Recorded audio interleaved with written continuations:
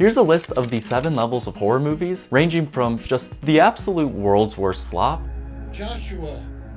to the greatest horror of all time. Credit to the 7 levels of rapper who created this genre, but I want to take it one step farther, and we're starting at level 0, harm to the real world.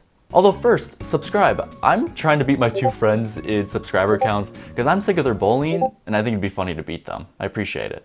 Level 0, harm.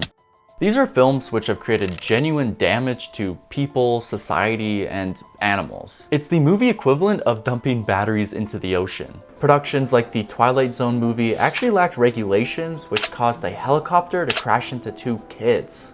There's also exploitation films which are just a checklist of how many taboos you can break. I mean, Cannibal Holocaust featured real animal violence and gore so realistic, the director was arrested on suspicion of murder. Typically, these films are banned in way too many countries and are featured as gore Reddit challenges. Just avoid them. Level 1, trash. These movies cause you to go blind. A doorbell ringing in the middle is scarier than the entire film. Straight to DVD or straight to YouTube. These films hinge their entertainment on pure absurdity. Leprechaun 4 in space, Leprechaun in the Hood, Leprechaun Back to the Hood. Don't worry, they still made 2 more movies after that. Now that being said, I do enjoy the train crash of these movies, but objectively, they're trash. Some of these feature just the worst special effects. I mean, Birdemic has Mario 64 level graphics. The director even made up fake names to put in the credits to seem more realistic. The scenes are awkward, they have off pauses that someone couldn't even intentionally make. You trying to turn me into a homo? Would it be too hard? The monsters lack any sense of fear, suspense doesn't exist, the atmosphere has no tone or emotion around it. It's honestly even a miracle that these movies exist. For example, Troll 2 had an Italian-speaking crew but an English-speaking cast, so there was a massive language barrier while creating the film. A lot of these are even better comedies than comedies. Dad, stop the car. Josh was ready to be. Typically, the 3 main reasons these films are made are cash grabs mixed with production hell like Cursed, which has exterior motives dominate any sense of story, rogue passion projects which feel like student films, and ones that aim to be intentionally bad, like Velocipastor, which is about a pastor that can turn into a velociraptor. And these final ones are gold, as they're so bad they're good that they go full circle and have more 5-star reviews than 1-star reviews. Even while reading through them, I have no clue if they're ironic or not. Level 2, bad. These are films you regret seeing in theater or just turn off at home. They leave you feeling frustrated that you wasted your time. Remakes, Netflix originals, or sequels so far extended, they're like The Mother from Barbarian. Like Saw 10, it has its moments, but come on, you put a child in a trap. What are you doing? Like actually, pause. Typically, the biggest sign is that their classic's still being made. Like Halloween Ends, it relies on the name brand and bringing the same star back. Or Texas Chainsaw Massacre. With every sequel, you lose just a bit of quality until you're presented with the worst shell of a movie. Honestly, the most entertaining parts of these films are usually reading the Letterboxd reviews. Level 2 also includes unnecessary remakes of foreign films. It's pretty much like turning your Pop-Tarts into frosted toaster treats. I know, it's devastating. Pulse to Pulse, Dark Water to Dark Water, One Missed Call to One Missed Call. The original Japanese horrors are brilliant at curating perfectly tense environments. The American ones are the equivalent of just blowing that up, which is not an exaggeration. Look at the intro to One Missed Call. The Japanese ones will spend the entire movie building up to the reveal of the monster once. American ones just spam the hell out of it. The monsters are dominated by outdated CGI, so the reveal feels like a punch in the face, or honestly, a wet slap. The environment tells you it's scary, but you're currently looking at a baby on a cell phone. A good rule of thumb is just divide the ratings by half. I mean, you can't feel scared because the actors themselves don't know how to feel scared. The differences between movies in level 2 and level 3 is that these lack any intriguing premises. Profit-driven films that are riding the final wave of a trend. An artist didn't make these, but a board of directors definitely did. Level 3, mid.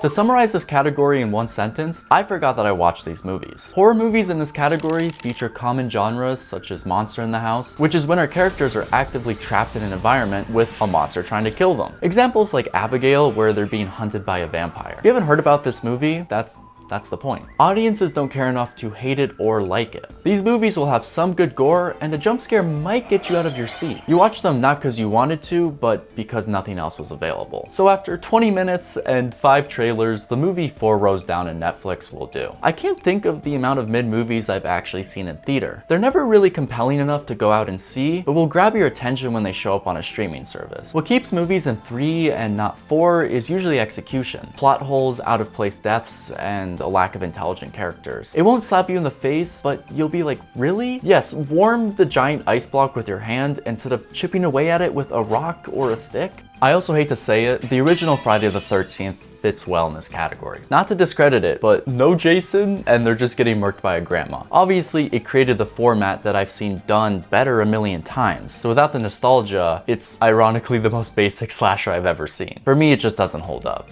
Movies here also suffer from predictability. It's not a bad thing, but you can see it coming from a mile away. The moment you see the cast, you know who the final 2 characters are gonna be. Mid-movies are also great for mid-environments. I actually enjoyed the new Screams. In the middle aisle, on the back of a seat, on a 10-hour flight. Most of these movies follow a formula you're familiar with, so the baseline of entertainment is there, but they're nowhere unique enough to be memorable. It's easy to tell if a movie is mid because their ratings are in the middle.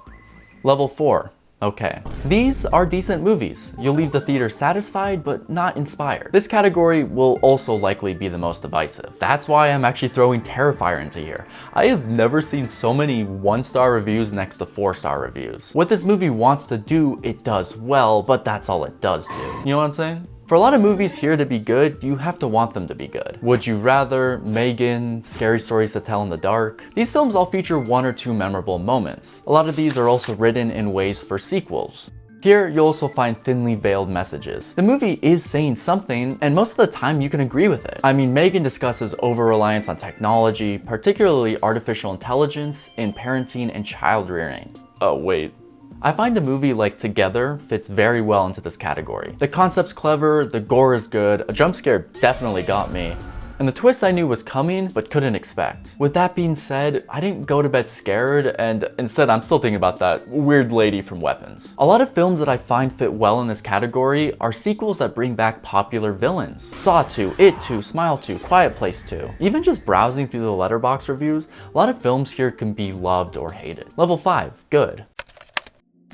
These are the surprise snow day equivalent of movies. You leave the theater scared and ready to tell your friends about it. It has finally escaped the zone of becoming an addition to your letterbox. The concepts are clever, the execution is done well. Us, Barbarian, Don't Breathe, Saw. All of these movies, I distinctly remember not just the monster, but also the twist. Plus, this time it actually catches you off guard. These movies, our characters' brains grow an inch.